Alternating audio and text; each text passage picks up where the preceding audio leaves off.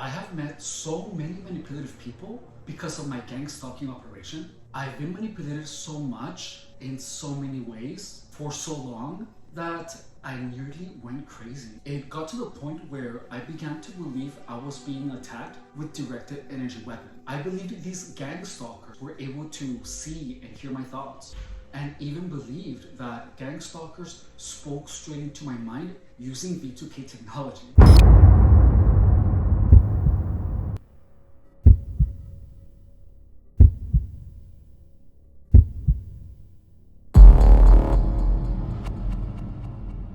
I got manipulated to the point where I began to hear voices in my head, and my body was manipulated to produce unexplainable sensation.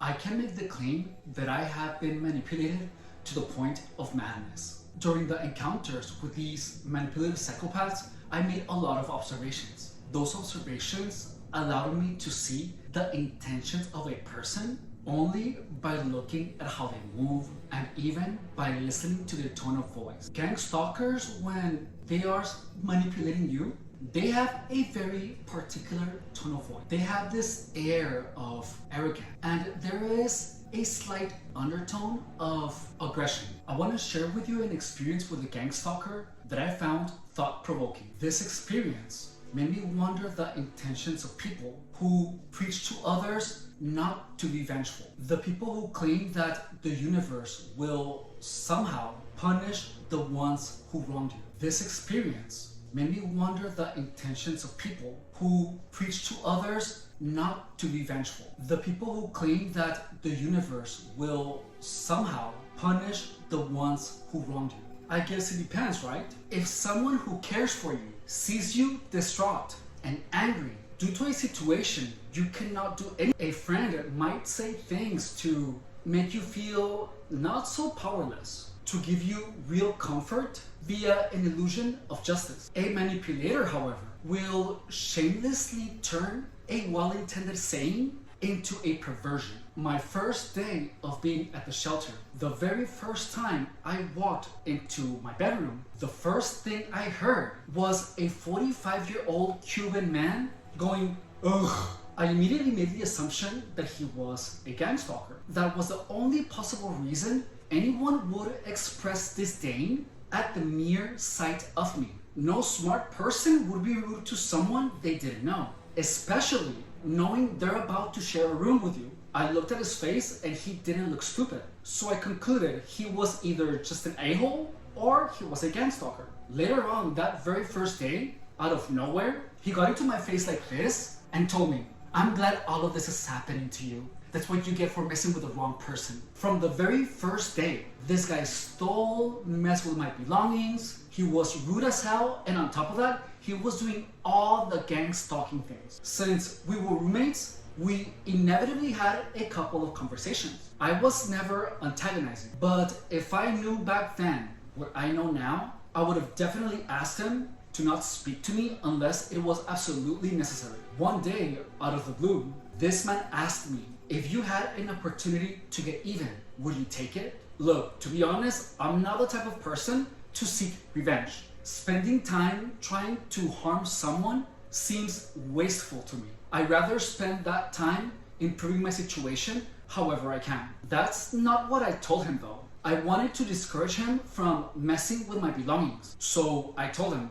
if I want to get even with anyone, I will create the opportunity myself. I guess he wasn't expecting that because he just went like this. And then he said, well, you're wrong to think like that. He said, do nothing and have faith that the universe will get those who wronged you. He said, they will receive the pain they caused you. He told me, you should always turn the other cheek. He said, don't worry, allow karma to do its thing. You don't need to lift a finger. Hold up. Someone who had no fear of karmic consequences was encouraging me to turn the other cheek.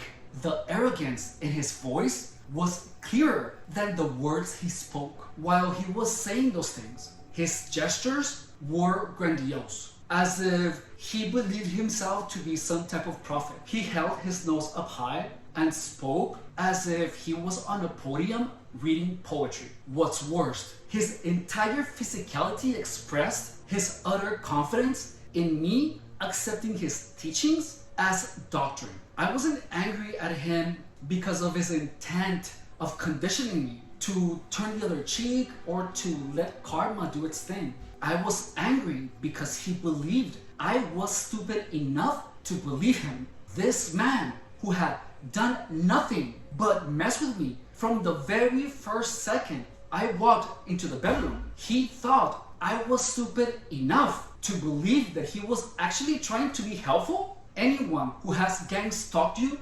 cannot ever be trusted again. Almost all of their nice gestures are a means to an end. Whether or not you're a target of gang stalking, use the past behavior of a person as the best predictor for future behavior. If a person has caused you problems and misfortunes in the past, regardless of them being accidental or not, chances are they'll keep causing them. Be cautious of nice gestures from anyone who has expressed disdain or disrespect in the past. Manipulative people are insidious as hell. Their greatest weapon is their lack of morality. They will come forward with a friendly face only to learn your vulnerabilities. The intentions of these people is to bring catastrophic damage to your life. In gang stalking, the contrast between the actions of a person and what they say is literally polar opposites. This contrast itself is one of the strangest things you're gonna ever see. It's almost like if someone was hugging you with one arm and kissing your cheek while holding the knife and stabbing you, and deny that they're stabbing you while they are doing it. This contrast made me get out of my head whenever I was interacting with anyone. And as time went by, I got really good at this. You know how when you're typically having a conversation with someone, most people are stuck in their head thinking what to say next. Most people don't really look at the person that they're having a conversation with. They just assume their intentions are good. Get in the habit of really observing the person. Pay close attention to the physicality of the people you interact with. People are always exuding their intentions through their tones of voice, their facial expressions, and their mannerisms. If you are a targeted individual though, reading body language and facial expressions is much more challenging. Gang stalkers feed you a narrative by faking physical and facial expressions. Fake facial expressions are one of the biggest components of any gang stalking operation. You are meant to see them. If you're a target, you have to have the ability to discern between a fake expression and a genuine one. I'm gonna give you 4 observations I made that gave me the power to deduce whether or not any expression that I noticed was genuine or not. Number 1, gang stalkers will execute their fake expression or reaction right at the moment where you look at their direction. Fake reactions and expression are timed.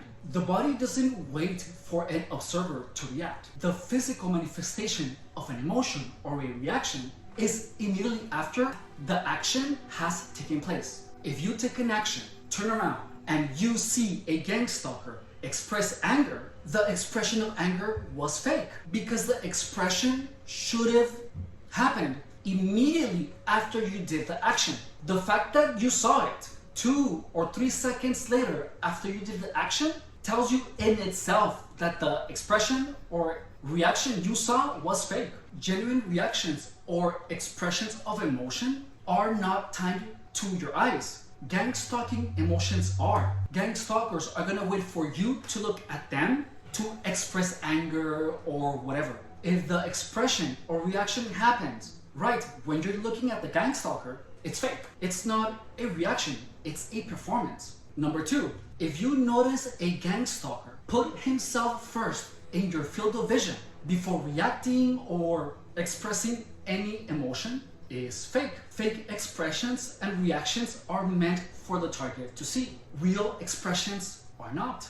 There were a lot of times where gang stalkers literally put their head in my field of vision before reacting. So imagine that you're the target and I'm the gang stalker, right? So I would go like this and be like, or react or just be like, but I would make sure to get in your field of vision first. That is fake. Number 3, the physical manifestation of an emotion is directly related to the intensity of the emotion. If something infuriating happens, I will express fury. If something slightly disappointing happens, I will express slight disappointment. Fake expressions are always exaggerated. They have no nuances. They're all big, exaggerated, and theatrical. There were a lot of times where I was just working and my coworkers would be like, oh my God, oh no, what's happening? And it was just so absurd. However, in the beginning of my gang stalking, before I made these observations, these things worked. They really did. And it wasn't because I'm stupid. It was because I didn't understand. In the beginning of my gang stalking operation, I saw a lot of evil grins and things that were being done, but they had zero impact. And with time, the narrative of my gang stalking operation was steered depending on those facial expressions. Like one time I was listening to an audiobook about metaphysics, and a gang stalker was literally like, no, no. It was the stupidest thing ever. But as ineffective as they are at the beginning, with time, my mind began accepting them until I made these observations. Only then I was able to snap out of the whole thing. Observation number 4, logic. If you are unknowingly about to make a mistake and someone who's been nothing but an a-hole to you is looking at you with a big grin on their face, tells you that you are about to do something that is going to work against you, right? The excitement your hater is expressing before you take further action will discourage you from doing the thing, from making the mistake. Genuine smirks are expressed away from the sight of the target. If you're about to do something stupid, and I know that you're about to do something stupid, and I hate you, I am not gonna be laughing or having an evil grin before you do the action. I would want to make sure that you do the stupid thing. So I would have to keep a poker face. It's literally just like in poker. You have to keep a poker face, especially when you're dealt a good hand. Gang stalkers know that they can steer your actions by expressing evil delight when you're about to do something. You're not gonna wanna do the thing because their facial expressions indicate to you that the action that you're about to take is going to work against you. Anytime gang stalkers are genuinely upset at you, they will try to hide it. Do you think gang stalkers want you to know when you're winning? Any theatrical outburst of anger, sadness, or disappointment is fake. And lastly, fake reactions are acting. The end of a fake facial expression is sudden. It looks unnatural. There is going to be a sudden stop of the acting. Genuine emotions don't suddenly stop. They linger and fade away slowly. Fake reactions are a flash of an emotion when you're looking. When you look away, if you can still see them through your peripheral vision, you're gonna notice that they stop expressing the emotion. It's acting. Acting comes to a sudden halt. There's no anger that they need to calm down from. If you're a target, over time, you're gonna get really good at distinguishing between a fake expression and a real one. Over the 8 years that I have been gang stalked, I have noticed that all the people that manipulate, that lie, that abuse, they move in particular ways, they talk in particular tones of voice, they even move in a very particular way when they're about to do something harmful to you. It becomes really easy to distinguish them from normal people after a couple of years. Thank you so much for watching the video. My name is Efren Rodriguez Guerrero, and I have been a victim of gang stalking for 8 years. The goal of the gang stalking playbook is to make the concept, rationale, and tactics of gang stalking common knowledge.